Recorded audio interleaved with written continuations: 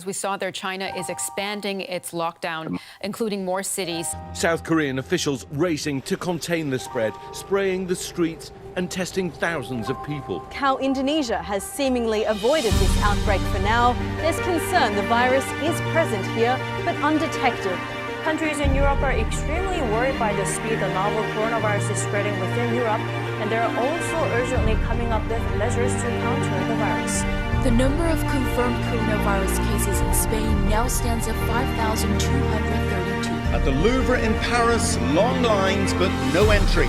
Staff afraid, tourists worried. Number of people who have died from COVID-19. New York City is overwhelmed and the numbers are soaring elsewhere too. Italy has reported the highest one-day death toll from coronavirus than any other country. Stay home or face punishment.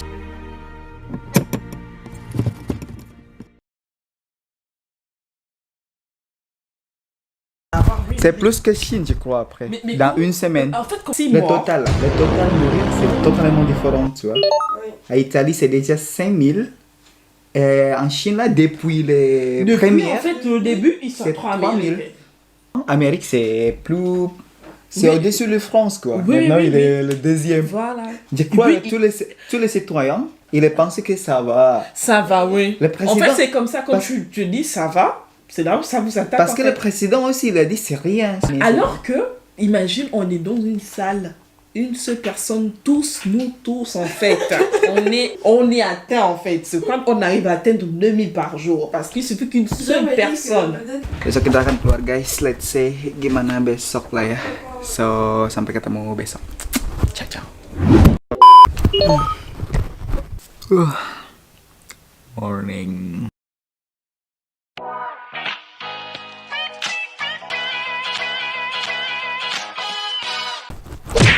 Alright guys, so selamat datang lagi di season yang kedua. So sekarang itu udah hari Senin by the way. Jadi emang sudah seminggu dari kita di lockdown gitu. Kita sekarang mau prepare buat keluar untuk cari makanan. Karena memang kita sudah tidak ada makanan yang tersisa. Well, masih ada tapi nggak sebanyak yang kemarin. Right, let's go.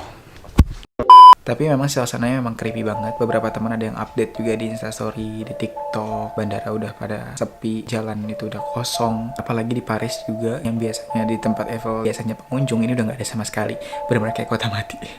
Ya udah, gue mau nulis dulu semacam kayak surat jalan gitu. Kalau kita nggak bawa ini, seperti yang gue selalu bilang, bahwasannya kita akan didenda. Let's go. Oke, ini suratnya udah jadi gue copy semuanya.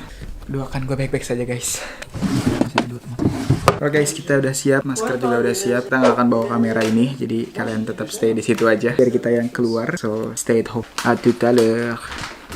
2 hours later. C'était bien. Oh mon Dieu. Halo guys, kita ketemu lagi. C'était bien passé dehors. On est très content là. En plus, on a trouvé du riz. Il y a ça. Il y a des nouilles. Il y a du riz. Il y a tout en fait. Ouais, on a tout trouvé ce qu'on voulait. Ouais. Alors, dehors, comment? D'après toi, c'est quoi dehors? En plus, il y a 5 autorisations pour sortir. Tu vas aller à l'hôpital. C'est ça, le travail, l'hôpital, pour marcher, activité sportive. Et le reste, je sais pas moi, c'est quoi? C'est... Bon, en tout cas, il y a plusieurs... Mais le plus important, il a du riz, guys. Mais au moins plus de temps. Ouais, c'est ça. Qu'est-ce que c'est pas? Elle est très contente, en fait. Elle est très contente, elle est dehors. Après, elle est tombée. On n'a besoin pas encore du pain. Parce qu'on a trouvé du riz. Well, itu aja guys hari ini kayaknya buat keluar. Sorry banget gue nggak ngerekam di luar karena emang di luar benar-benar protégé bien en fait avec tout ça du coup. Aduh, pourquoi c'est mélange avec Indonesia français? Karena memang gue nggak bisa bawa kamera karena kamera di sana agak bahaya juga sih. Ada yang gue lihat orang pakai gown, pakai apa namanya sarung tangan, tapi dia bawa handphone dan dia tetap megang handphonenya guys. Gue nggak bisa ngerekam, tapi tadi gue ngeliat kayak gitu dan itu sama aja sebenarnya. So hati-hati semuanya, stay safe.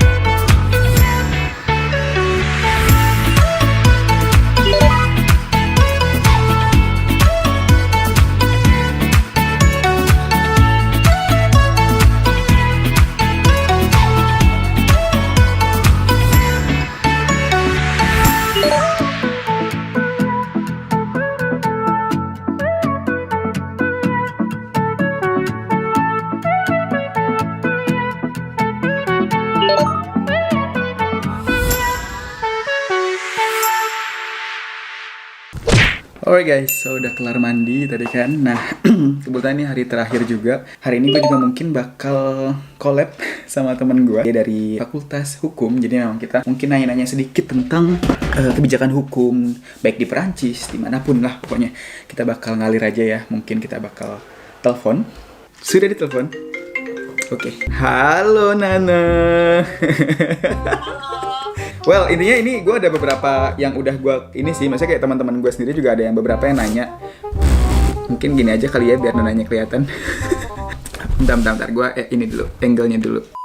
Oke, well, jadi ini apa namanya mau gue tanyain tuh sebenarnya lebih ke permasalahan di Amerika juga gitu loh, yang kalau menurut gue kan itu kayak sekarang itu gue liat datanya tuh melonjak banget gitu sampai hampir 18.000 orang dalam satu hari ini gitu maksud gue. Itu kalau menurut lo sendiri nih ya sebagai emang mungkin lebih tahu daripada gue gitu, kata itu tuh emang karena memang literally mereka terlambat identifikasi atau kayak gimana ya? Kalau yang gue baca-baca sih emang administrasinya dari Donald Trump sendiri, dia diduga sama dunia dan WHO bahkan katanya penanganan coronavirus dari awal itu memang lama banget. Terlambat berarti ya? Terlambat. Dan dari awal Donald Trump itu isinya tuh selalu nyalahin kayak, iya ini virus China, ini virus Eropa gitu.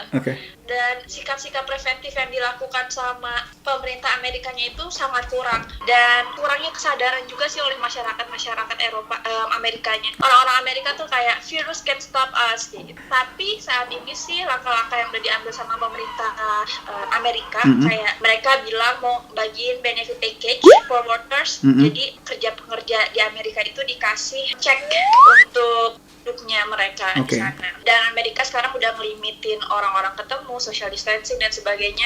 Cuman ya itu masih banyak banget ya dilanggar. Apa yang bikin Amerika itu tiba-tiba meledak dalam satu hari bisa 15.000? Dulu kan Italia juga awal-awal meledak bangetnya kan kayak gitu, sehari bisa. Betul. Itu karena tidak terdeteksi. Jadi awalnya itu mereka merasa kayak oke, aman-aman, tapi sekali dites massal langsung belasan ribu, langsung ribuan. Oke, berarti memang ada keterlambatan dari pemerintahnya sendiri ya, yang pertama. Terus kedua juga memang dari citizennya sendiri juga nganggap itu biasa-biasa aja. Oke. Terus yang kedua nih, Nak, sekarang kita balik ke Eropa sih. Kalau di Italia kan sendiri kita lihat emang angka kematian itu udah hampir 10.000 orang yang kena gitu maksud gue. Dan itu tuh termasuk catatan yang tertinggi juga loh. Tapi maksud gue kenapa gitu? Padahal kita tuh di Eropa sendiri udah dikarantina. Contohnya Italia lah. Italia tuh dari 10 Maret kalau nggak salah mereka tuh udah lockdown. Which is tuh seminggu sebelum kita gitu di Perancis gitu. Tapi angkanya tuh terus naik gitu angka kematiannya. Itu emang karena warganya emang tambeng gitu ya dibilangin ya. Apa emang rumah sakitnya itu udah nggak mampu lagi gitu untuk nanganin semuanya itu gitu. Jadi permasalahan di Italinya itu kalau menurut lo gitu ya, yang lo tahu gitu ya, mereka bisa sampai hit lebih dari Cina itu sendiri tuh kenapa gitu maksud gue? Terutama angka kematiannya ya by the way. Pertama, kita harus sama-sama tahu dulu virus ini kan lebih menyebar ke orang-orang yang lebih tua ya, lebih berbahaya. Dan di Italia ini mayoritas orang-orang itu kebanyakan orang-orang yang udah berumur. Plus âgé ya. Iya, plus âgé. Nah, itu juga yang terjadi di Italia, yang kebanyakan orang-orang tua sehingga gampang banget penyebarannya. Kedua, dari awal masyarakatnya pun tidak ada kurangnya kesadaran. Betul. Yang kita tahu Eropa emang udah diisolasi dari awal. Dan bahkan yang gue lihat ya, Perancis tuh masih agak nurut. Kayak lebih kalem gitu ngelihatnya kan. Lebih kalem. Dan Perancis aja masih naik terus gitu. Dan pemerintahnya itu juga masih kurang kuat untuk nahan orang-orang yang untuk keluar gitu loh. Mereka masih keluar ya mungkin malam segala macam. Dan sehingga mereka itu paling pentingnya nih di Italia ini permasalahan utamanya tidak deteksi. Kalau misalnya Dede tahu awalnya Italia itu kenanya itu dari satu orang men gitu umur 38 tahun. Nah dia itu periksa ke rumah sakit, terus akhirnya dia dites dan dia positif corona. Sedangkan akhir-akhir minggu orang itu tes emang penyakit-penyakit demam, rumah sakit itu sudah mulai penuh atau mendadak tiba-tiba.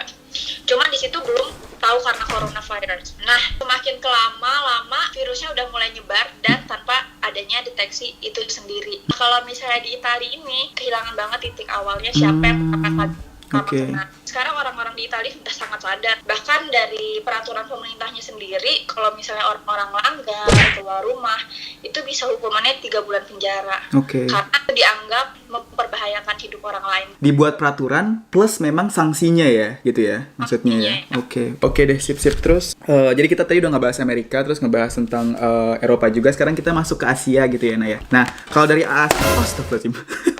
Bentar, handphone gue jatuh.